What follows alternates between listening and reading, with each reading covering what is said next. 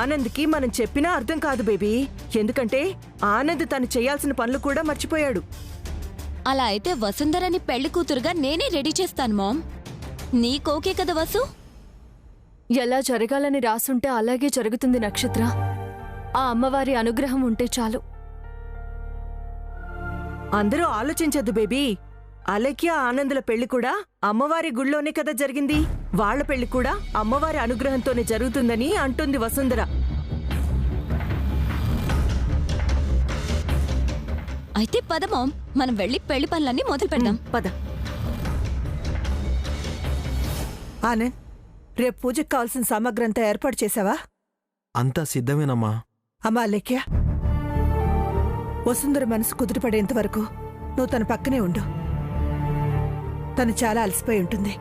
వెళ్ళు. అలాగే మేడం. రాక్క.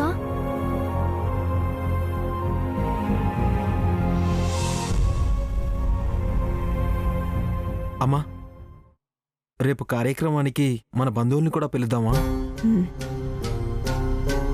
నానమ్మ పర్మిషన్ తీసుకునే ఏ పనైనా చెయ్యానంద్. అలాగేనమ్మా.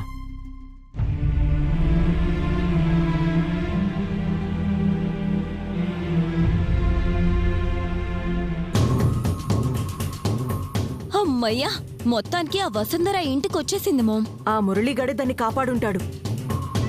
వసుంధరని వాడికిచ్చి పెళ్లి చేసి దాని జీవితాన్ని నాశనం చేయబోతున్నాం కదా. వసుంధర పెళ్లిని ఎవ్వరూ అడ్డుకోలేరు. ఆ జోగేంద్రగాడు కూడా ఏం చేయలేకపోయాడు బేబీ. ఈ ముహూర్తానికే వసుంధర మురళి పెళ్లి జరిగిపోవాలి మామ్.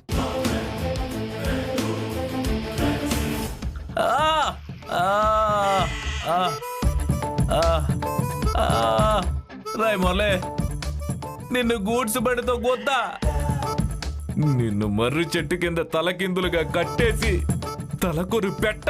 రేయ్, నన్ను ఎలాంటి పరిస్థితి తీసుకొచ్చావేంట్రామో? ఓరి తల్లా, అరికాల కింద గాజు పెంకులు, దాని కిందేమో కుర్చీ, పైనేమో ఉరితాడు. ఇప్పుడు నన్ను కాపాడే నాదురే లేడేంట్రా తండ్రోయ్. అమ్మా అమ్మా, అయ్యా అయ్యా.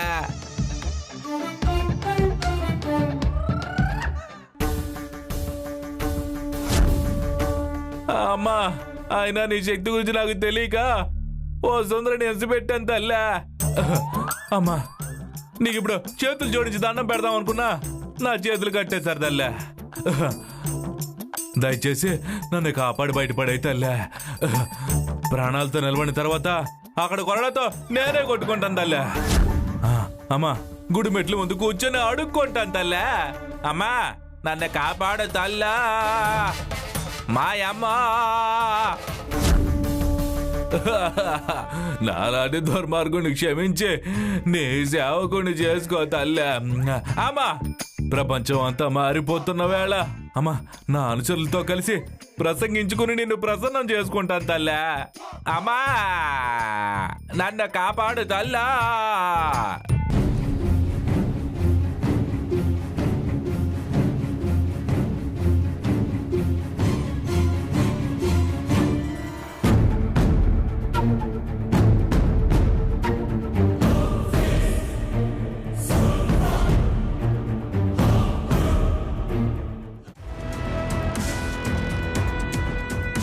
జోగేంద్ర గారు చెప్పిన గదైతే కదా?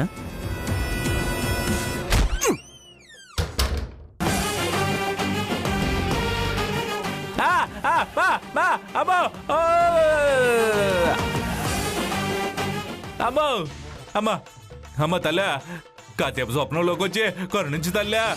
ఇలా ఈ ఉగ్ర రూపంలో వచ్చి నీ ఉగ్ర రూపం చూపించమాకు తల్లా. అమ్మా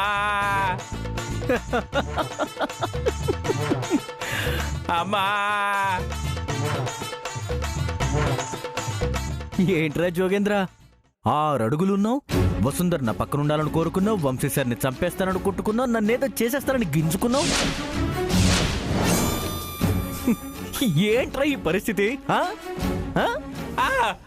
రా మురళే, నీ చెప్పుల్లే చిడతల్లా భావించి నా చెంప మీద కొట్టుకుంటాను రా. అరే నన్ను కాపాడరా మురళే, అరే నీకు దానం పెడతాను రా. ముందు చెప్పరా, నిన్నీ పరిస్థితికి తీసుకొచ్చింది ఎవరు? వసుంధరే కదా, వసుంధరే కదా. రే మురళి, నన్ను కాపాడవనుకో, నేను మళ్ళీ మంచి మనిషిగా మారిపోతాను రా.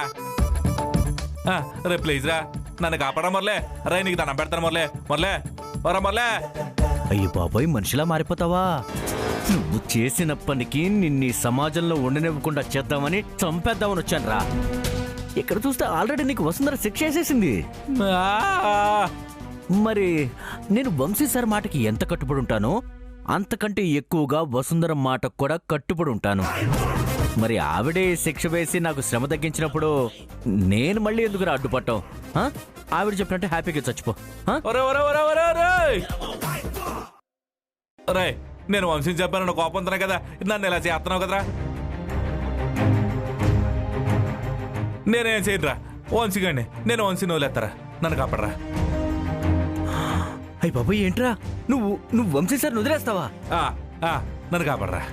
అరే చా, ట్రైన్ నీకు ఇంకా అర్థం కాలేదనుకుంటా. వంశీ సార్ని తాకాలని ప్రయత్నించినందుకే వసుంధర ఇలా నీకు ఉగ్రరూపం దాల్చే శిక్ష వేసింది. అయినా నిన్ను డైరెక్ట్గా చంపేయకుండా ఇలా ఉంచిందంటే ఏదో అర్థం ఉంటుందిరా. నువ్వు వంశీ సారు వసుంధర పెళ్లి చూడాలని వసుంధర అనుకున్నది కాబట్టి నిన్నింకా చంపకుండా ఇలా శిక్షేసి వదిలేసిందనమాట. అయినా నువ్వు వంశీ సార్ దగ్గరికి మళ్ళీ రావాలంటే నన్ను దాటి రావాలి, అది గుర్తు పెట్టుకో. అరే నేరా, నేనెప్పుడు ఎవరిని దాటలేదురా. రే దయచేసి నన్ను కాపడరా. నువ్వు అన్నట్టే నేను వసుంధర వంశీలు పెళ్లి చూడడానికేనా? నన్ను బతుకుండాలి కదరా, కాపడరా. పాయింటేరా, నన్ను కాపాడతా కదా. సరే ఓకే, ట్రై చేస్తాను. మర్చిపోయాను రా, నాకు కూడా ఇలాంటివంటే కొంచెం భయం. మరి నేను దించినప్పుడు నా కళ్ళు తిరుగుతాయేమో. నువ్వు కళ్ళు మూసుకో, నేను దించేస్తాను. ఓకేనా? సరే మూసుకుంటా, అలాగే మూసుకుంటా. కళ్ళు మూసా, కళ్ళు మూసా. గుడ్ బాయ్, అలాగే ఉండాలి. నన్ను కాపాడుతున్నావు కదా, అయితే నన్ను కాపాడుతున్నావు కదా. దింపేస్తున్నాను, దింపేస్తున్నా, దింపేసా.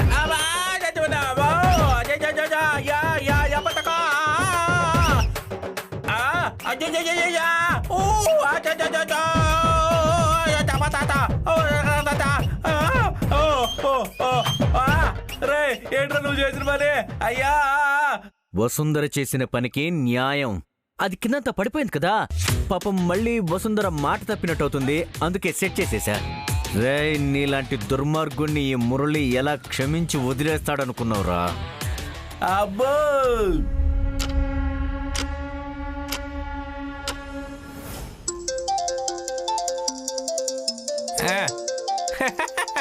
రే, ఖచ్చితంగా వీళ్ళందరూ మా అంచర్లు అయ్యి ఉంటారు. రోయ్ రై, నీకు దమ్ముంటాలో చూడుకుంటారా, వాళ్ళని అంతు చూసి నన్ను కాపాడతారా. అయ్యి బాబోయ్, నిజమే, కరెక్ట్ చెప్పావురా, కరెక్ట్ చెప్పావు. నీ అనుచరులే. అబ్బా పాపం, నీ అనుచరులు ఏ పరిస్థితిలో ఉన్నారో నాకు తెలియదు కదా. ఇదిగో నువ్వు నేను చెప్పినట్టు వాళ్ళకి చెప్తే అప్పుడు నేను నిన్ను కాపాడతాను. చెప్పకపోతే చెప్పకపోతే ఆలోచించలేదురా. చెప్పకపోతే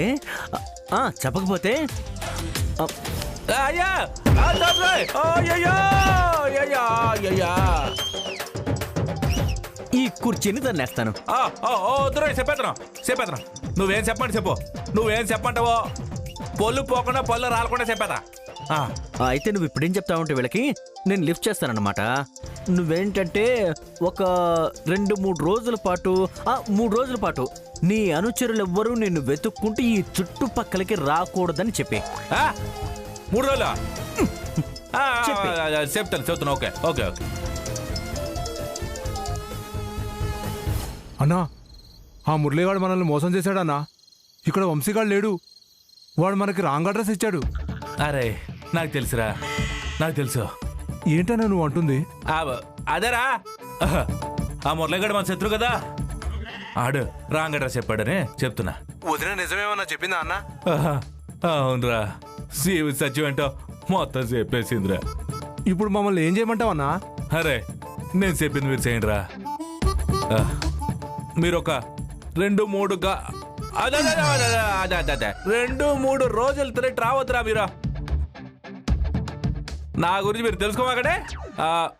మీరు 2-3 రోజులు పండగ చేసుకోండి. నేను ఈరోజు మీ వద్ద చపాతీ చేసుకుంటాను. మా ఇద్దరికి ఏకాంతం ఇయ్యండి రా. ఆల్ ది బెస్ట్ అన్నా.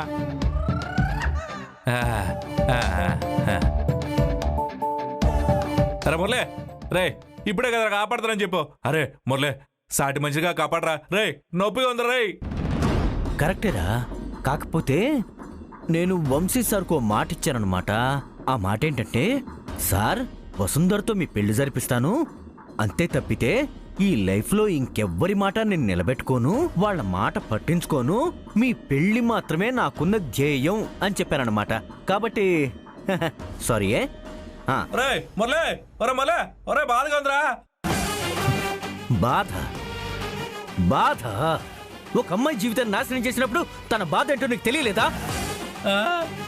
వసుంధర్ని సమాజంలో తలెత్తుకునివ్వకుండా తిరగకుండా చేసినప్పుడు తనకు కూడా ఆ బాధ కలిగి ఉండదా? నీలాంటి వాడికి ఉరిశిక్ష కరెక్టరా? ఇలా ఉరితాడికి వెళ్ళాడి చచ్చిపోరా నువ్వు. అందుకే నీలాంటి వాడు ఈ సమాజంలో తిరగకుండా చేయడానికే వసుంధర్ నీకు ఈ శిక్ష వేసింది. కాబట్టి ఇక్కడ ఇలా నరకయాతను అనుభవిస్తూ చచ్చిపోయి వసుంధర వంశీల పెళ్లి చూద్దాం గాని. నీకిదే నేను వేసే శిక్ష. బాయ్. రే మురళే, రే రే మురళే, మురళే రే మురళే. అమ్మా ఓ రా మురళే.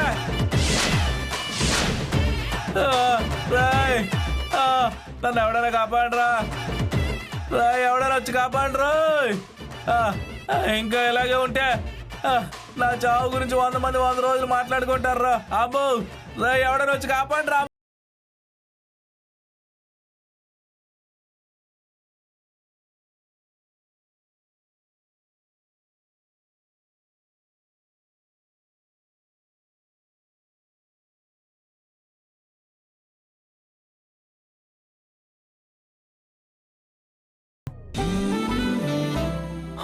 అయినా ఎవరికి చెప్పినా ఏం లాభంలే.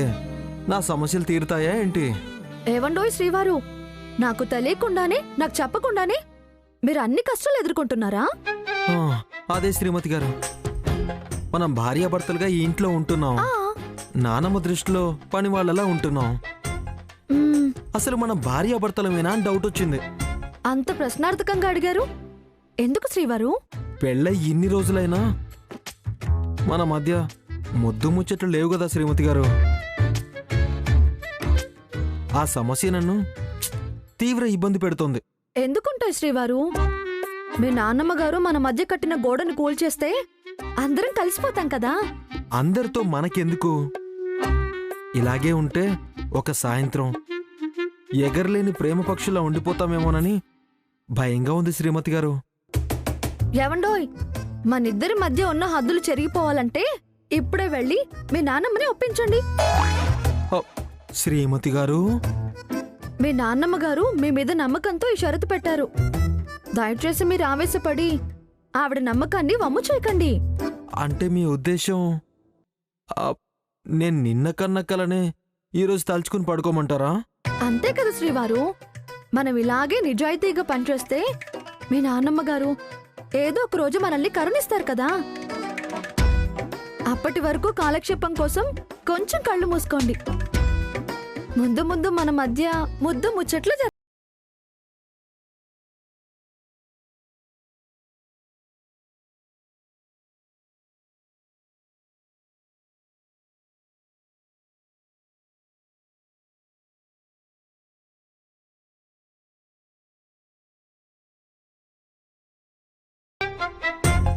కానీ మనల్ని ఇంట్లో శాశ్వతంగా ఉండమని చెప్పాల్సింది మీ నాన్నమ్మ గారు శ్రీవారు.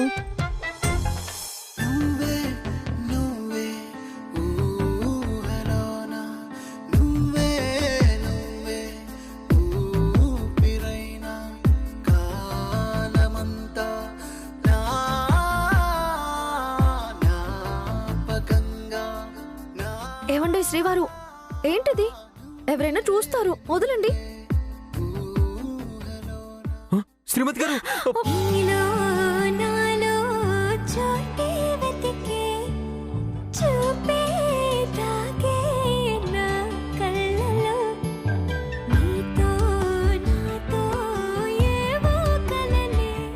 ఏమైంది శ్రీవారు?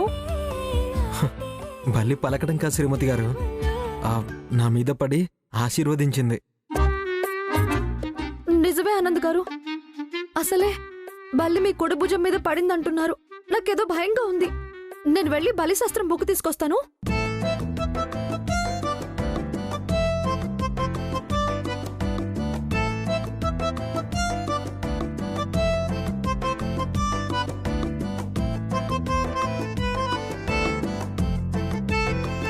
శ్రీమతి గారు, ఈ వైపరీత్యాలు చూస్తుంటే మనకేదో మంచి జరుగుతుందనిపిస్తుంది. మరి ఈరోజే మన మధ్య ముద్దు ముచ్చట తీరేలా ఉన్నాయి.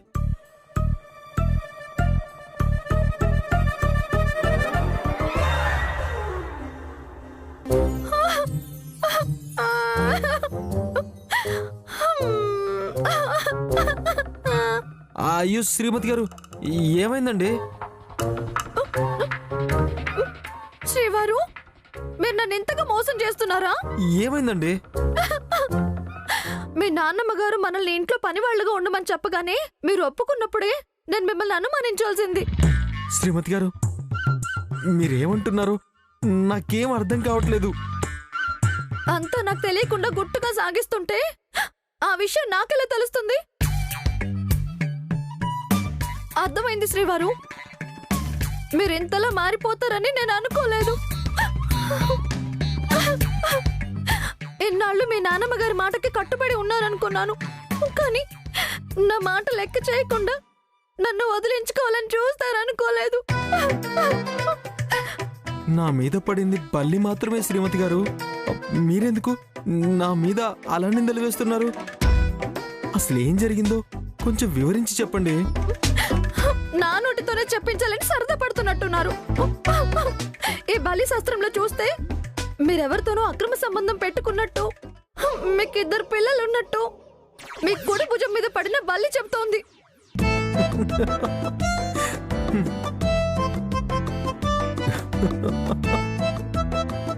శ్రీవారు, మీ నవ్వులోనే అర్థమవుతుంది. అయినా ఒక ఆడపిల్ల జీవితం నాశనం చేయడం మంచిది కాదు. అంటే నేను ఇప్పుడు నాశనం చేస్తుంది మీ జీవితమా, ఆ శాస్త్రంలో ఉన్నామ జీవితమా? తెల్లగా ఉన్నారు, పొడుగ్గా ఉన్నారు, అందులోనూ బాగా చదువుకున్నారు. మాలాంటి ఆడపిల్లల్ని ఎలా అయినా మోసం చేయగలరు. ఇక మీకు ఇష్టం వచ్చినట్టు చేసుకోండి.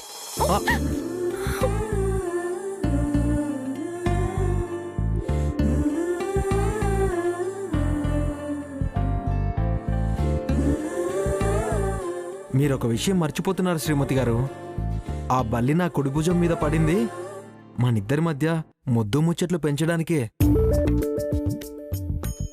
అలా అని బలి శాస్త్రంలో రాయలేదు శ్రీవారు. మీరు మరీను శ్రీమతి. శ్రీరామచంద్రుడు లాంటి నన్ను నువ్వు అనుమానిస్తున్నావంటే మనిద్దరి గురించి సమాజంలో భంగపాటు రాదు. చూడండి శ్రీమతి గారు, మిమ్మల్ని ప్రేమించడం నా లక్షణం. మిమ్మల్ని మోసం చేయడం నాకు తెలీదు. ఆ సంస్కారం రాదు. అయినా నా గురించి మీకు తెలుసు కదా శ్రీమతి గారు. నేను మా నాన్నమ్మ వైపు పూర్తిగా చూడాలంటేనే భయపడతాను. ఆవిడంటే గౌరవం. వేరే ఎవరిని చూడడానికి ఇష్టపడను శ్రీమతి గారు. ఎందుకంటే మీరంటే ప్రేమ.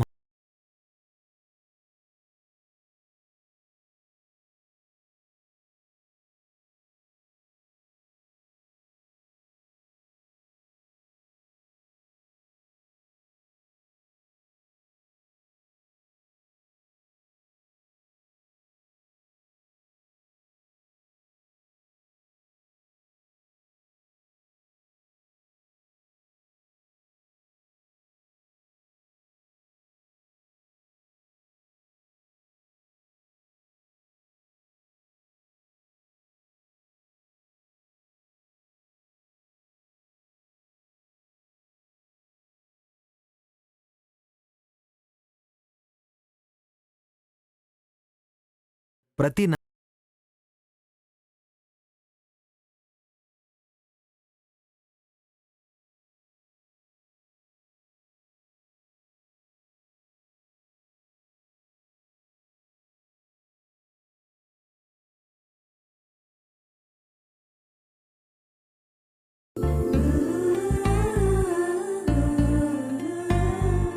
అవునవును.